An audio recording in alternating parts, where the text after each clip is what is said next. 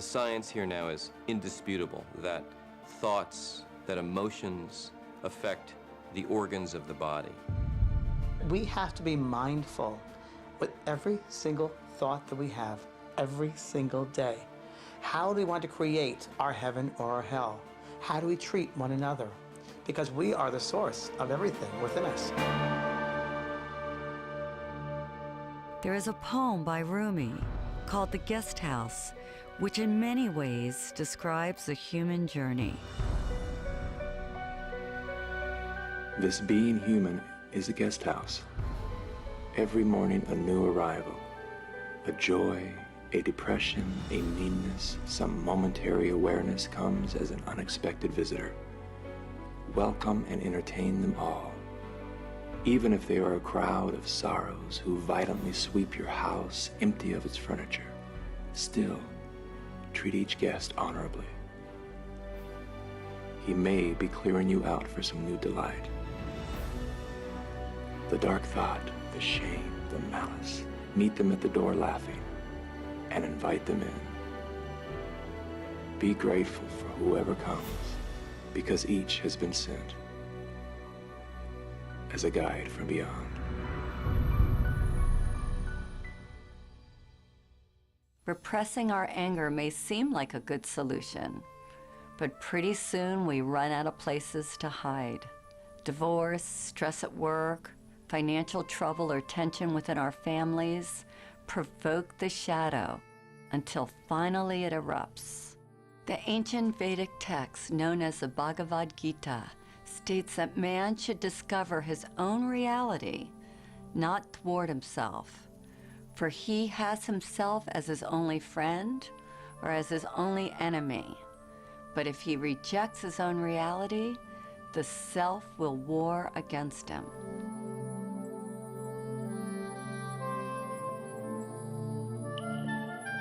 It's easy to love yourself when you wake up feeling strong and worthy and you have enough money in the bank and you feel great.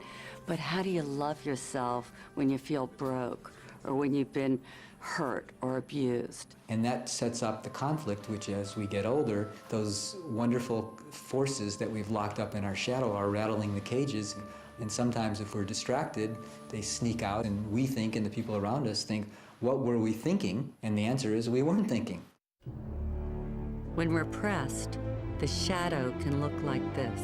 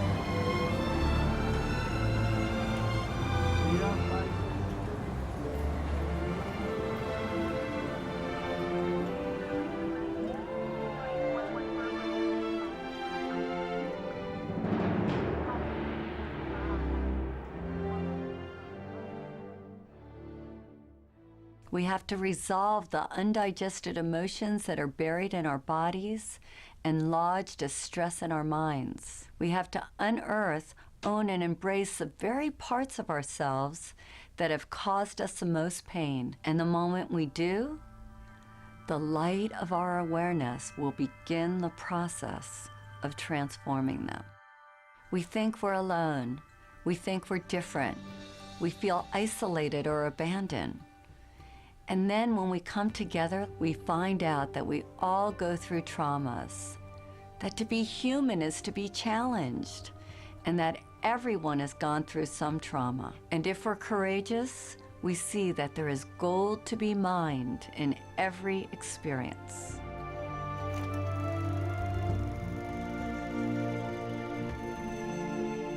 It's very interesting because I don't remember a single day where my mother was not drunk, and I had to live through this. And I didn't understand it. Very, very confused by it all. Why is this happening? Why is this happening? Who are you? Because as she would drink and as she became into that space, I knew I didn't know her. And I just wished she was dead. I said, I wish you were dead. Wish you were dead. I want the pain out of my life, because you don't belong here. Whoever you are, this intoxicated person, and as a child looking at this, because my father wasn't there either, I had to figure this out. But all I did was wish she was dead, right? Well, not until 30, 40 years later, after she had passed over, she lived many, many years after that, and after getting involved in this work, I realized that that was indeed one of the most incredible blessings of my life. I learned from that situation about compassion, and I learned about forgiveness. And that's a pretty big one, to have to learn about forgiveness.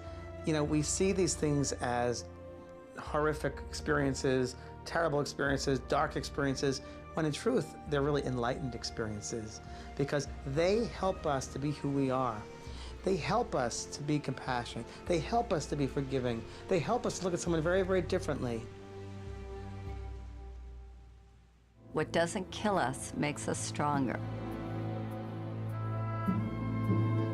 At a certain point in life, it's about saying, I have been through what I've been through. I've succeeded in some ways, perhaps, but I've also failed in some ways. I've been strong at times, but I've also been weak at times. I've gotten some things right, and other things I've gotten wrong. And some things have gone well for me, and some things have been damn awful. The issue is, what am I going to do with all of that? Two people can go through the exact same situation on an external level, but internally, they do two completely different things with it. That's why we read incredible stories about people who went through the Holocaust, or people who were victims of genocide, and yet they survived. And yet they go on to live extraordinary lives. And then you meet other people who went through a fraction of that in terms of an internal trauma, but they stay stuck in it forever. We begin to ask ourselves, what am I getting from staying stuck there? What am I avoiding from staying stuck there? And what we are avoiding is the greatest challenge of all, and that is to be who we can be in order to serve the world. I asked a few people to share their own shadow stories. Some of them are complete, others are ongoing. All of them are portraits of a fearless commitment to transformation. Sui is like that beautiful combination of a miracle. That part of her that she deems so worthless and unlovable actually comes bearing the greatest gifts and makes her the shining light that she is today. The pain that I've been carrying throughout my life was the pain of believing that I was abandoned by my parents because I wasn't pure enough. I'm actually mixed in terms of, half Japanese, half Chinese. I was considered mixed and impure enough to be raised in Japan. My parents live in Japan, and they left me with my grandparents in Malaysia. I just felt so abandoned and rejected. My father ended up getting a divorce from my mother. He remarried another Japanese woman, but nobody ever told me that when my father came back with his wife, that she's not my mother. I felt the immediate rejection, that they didn't want me in their lives, and that they would rather have, 2 dogs than have me with them. Because I have always discarded my Japanese identity in favor of my Malaysian Chinese identity.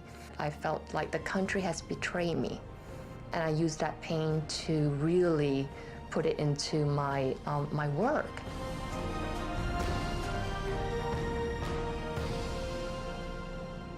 I heard the project was in trouble in Japan, and I volunteered to go to Japan to fix this problem because I know that I could do it. That one day I stepped into Tokyo, and I just felt that this is where I need to be to really discover and explore the Japanese half of me. In less than 3 years, I created a business from $40 million to over $200 million in a country dominated by men. Never heard of a half Japanese, half Chinese woman being a business leader in a big US telecom world. So I couldn't be the leader I am today without going through the emotions and the pain that I went through my whole life. If we look deeper, we will see that we all have a divine recipe.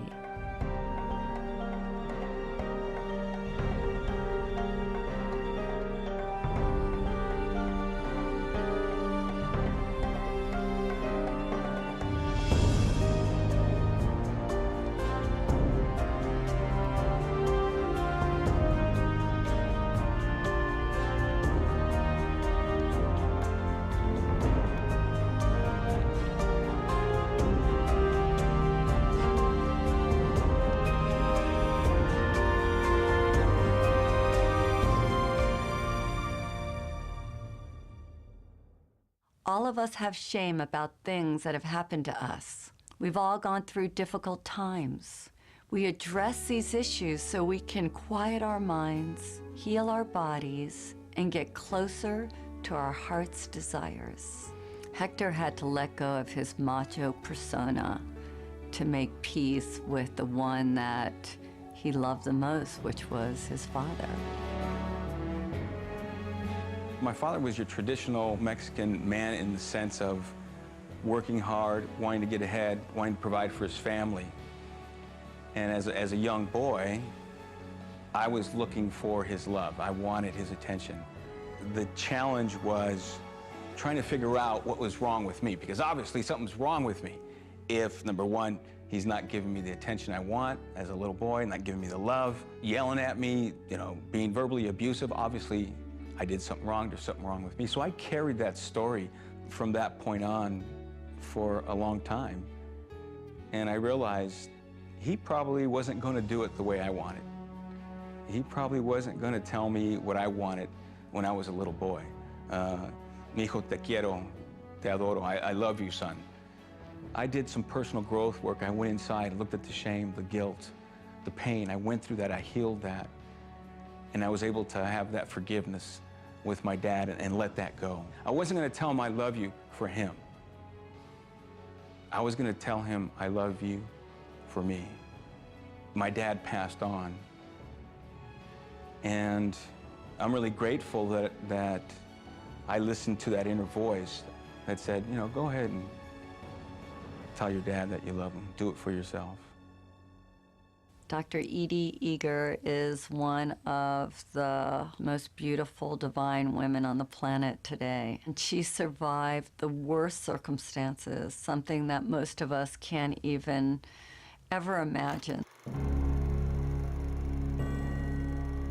May 22nd, 1944, when I arrived in Auschwitz, there was chaos. My father was separated from us, and my sister and I facing Dr. Mengele. I didn't know who he was until later. And he pointed to my mom to go to the left, and my sister and I to the right. I asked the inmate, when will I see my mother? And she pointed at the chimney, and fire was coming out of the chimney. And she said, you better talk about your mother in past tense. She's burning there. My sister and I hugged each other and said, the spirit never dies, the spirit never dies. I remember that so vividly, even today. In Auschwitz, we didn't know when we took a shower whether water is going to come out or gas. And then there were others who ran into the barbed wires. They got electrocuted. And that night, Dr. Mengele came to the barracks and wanted to be entertained. And my friends who knew that I was a very talented gymnast, and so they volunteered me, and I ended up dancing for Dr. Mengele. I closed my eyes, and the music was Tchaikovsky, and I was dancing in Budapest, the Romeo and Juliet. I completely dissociated, and we had choices. I chose to look at the guards, that they were more in prison than I was. I remember they took my blood about twice a week, and I asked, why are you taking my blood? And the man said, I'm taking your blood to aid the German soldiers so we can win the war. I said to myself, I was a pacifist, I was a ballerina, I bet with my blood you're never gonna win the war. So I created a part in me that I was able to still be in charge of and not allowing anything what happened externally to murder my spirit. I remember I said, if I survive today, then tomorrow I'll be free.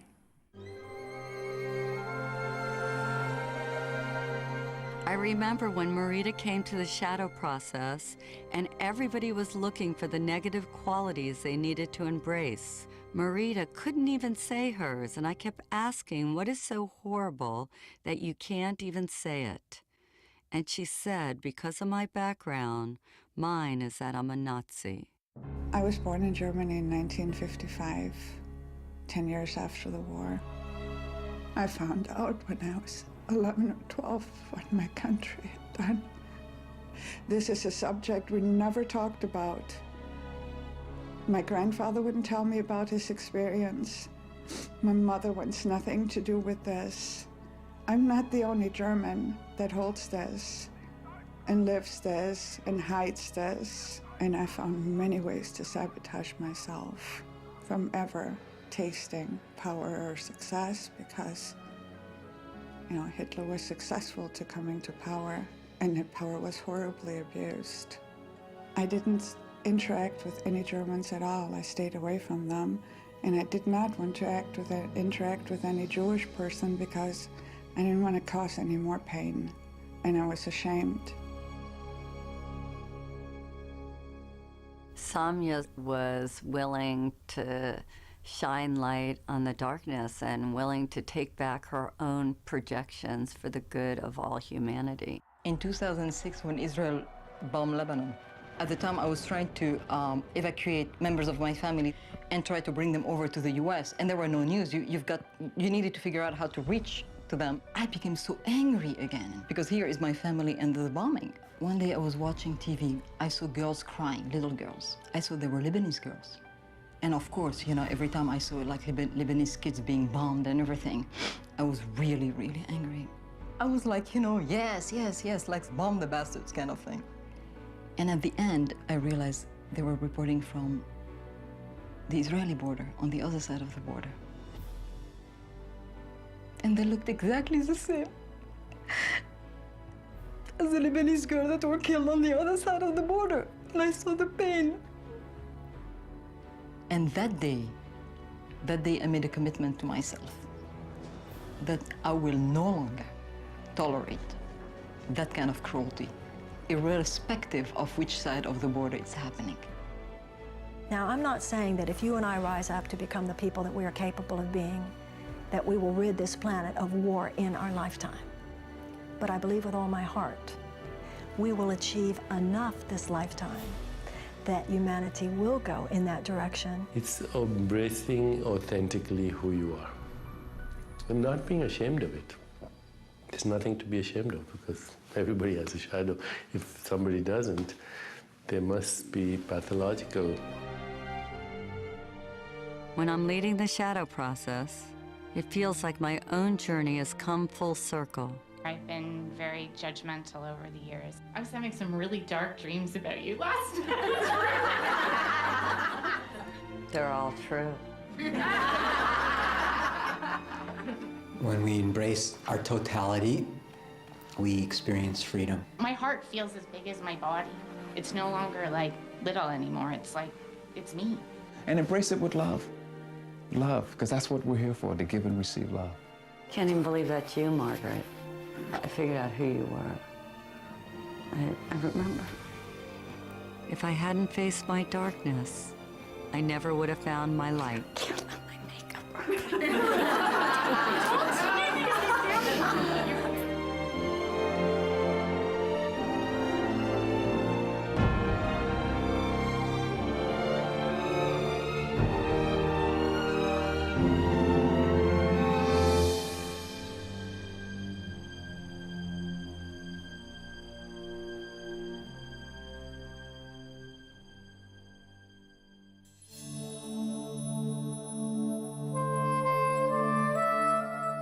Our deepest fear is not that we're inadequate.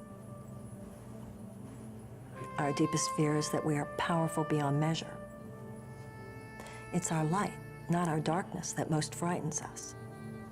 We ask ourselves, who am I to be brilliant, gorgeous, talented, and fabulous? But actually, who are you not to be? You are a child of God. Your playing small doesn't serve the world. There's nothing enlightened about shrinking so that other people won't feel insecure around you. We are all meant to shine, as children do. We were born to make manifest the glory of God that is within us. It's not just in some of us, it's in everyone. And as we let our own light shine, we unconsciously give other people permission to do the same. As we are liberated from our own fear, our presence automatically liberates others.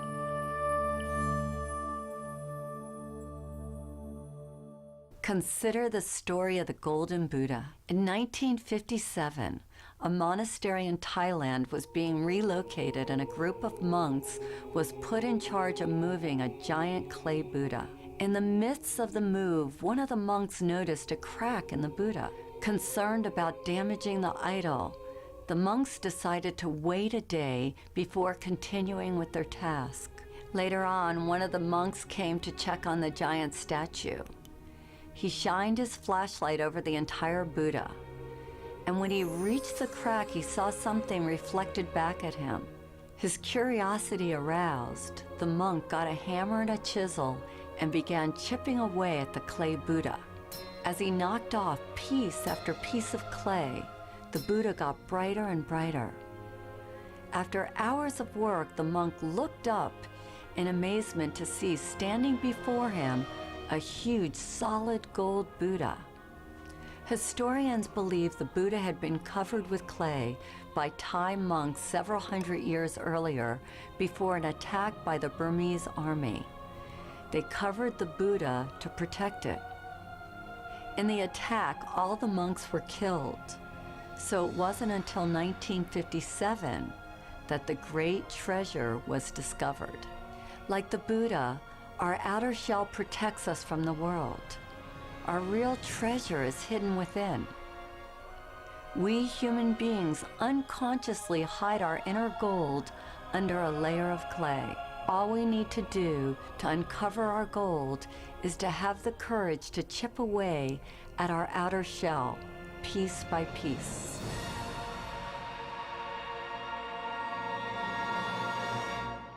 You can't fight darkness with darkness, but you can switch on the light. All of the work we do on the shadow is to get us to this point where we can forgive. To do forgiveness, we put blindfolds on to make it safe for people to share their deepest secrets.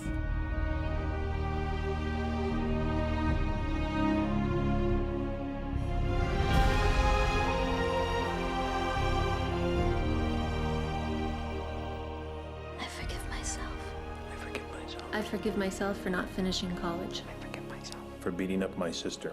I forgive myself. I forgive myself for hating my body. For screaming at my kids. For not laughing enough. For thinking I'm a stupid, incompetent asshole. For stealing from my first boss. For being rich. For being beautiful. I forgive For drinking too much. Not speaking out. I forgive myself. I forgive myself. For lying, for cheating, binging on my diet. I forgive myself. Forgive myself. Forgive myself. Forgive myself. I forgive myself for everything. You are forgiven. You are forgiven. You are forgiven. You are completely forgiven.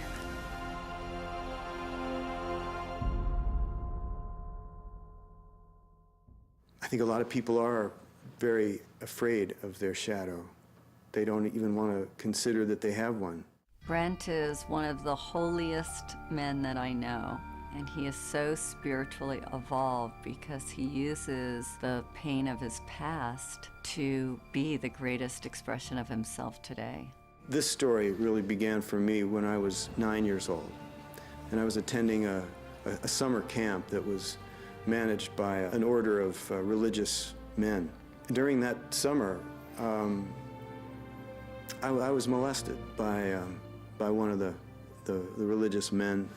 I remember that experience being a beginning of a split for me from myself.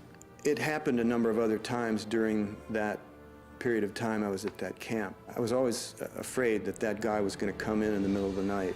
I even went so far as to borrow a knife from someone that I kept under the pillow. This is a 9-year-old kid. I remember I just felt like some part of me died at that time.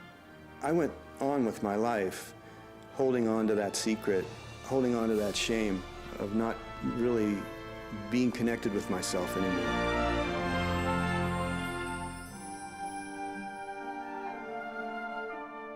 The difference between forgiving and condoning. Forgiving is seeing the true heart of another person. It's beyond all the action. In holding anybody to blame, we limit our own love.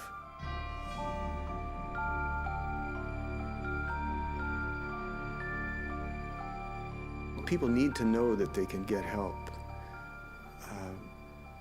that they don't have to carry their shame alone, that they don't have to live in a secret, and that there are people that are holding the light for them, that are willing to see them as they are, through the shadow. It's the only way to see yourself, is to look at the light and the darkness, and to embrace it. I use that analogy of being like a drowning person, where someone's holding your head underwater, and at some point you realize that you have to be the one that fights your way back to the surface.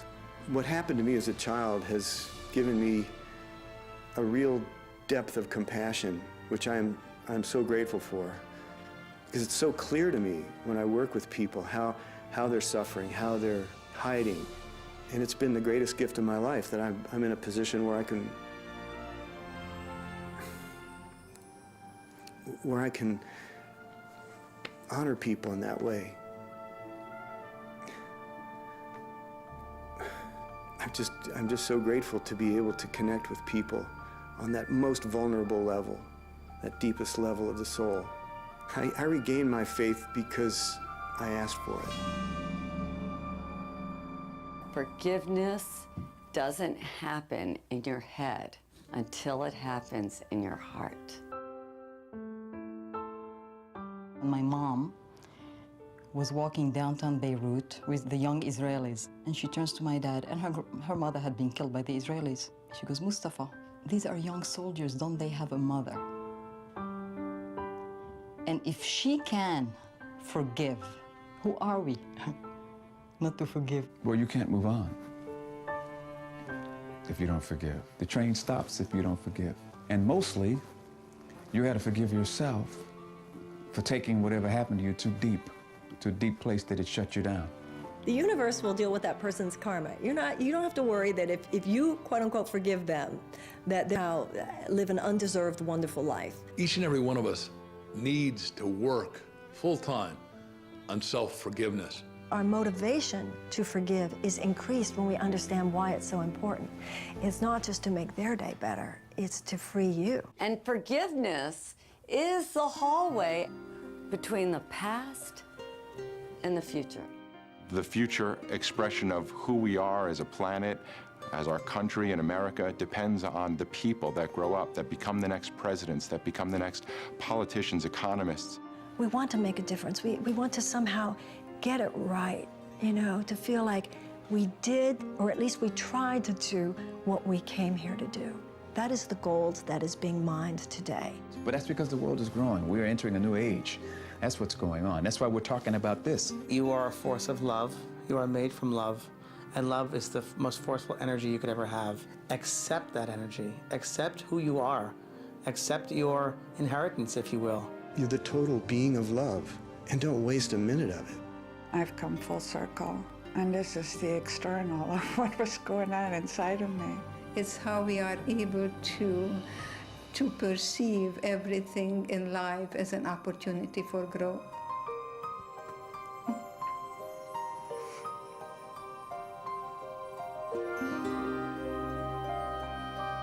I got married, I have 3 children and 5 grandchildren and 1 great-grandson, and that's the best revenge to Hitler. You are here. You and I are here, yes.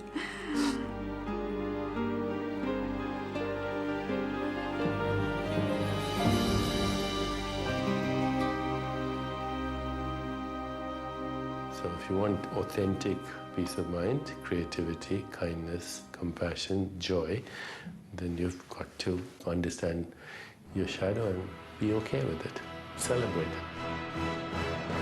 If shadows could talk, they would tell us that we're as precious as 1,000,000 pounds of gold, that our brightest light can shine only when we've accepted our darkness, that there is wisdom in every wound, that there is a greater future waiting for us, that we are children of God and have a right to be here, that we were all created equal, that our pain is not personal, but belongs to every man and woman alive.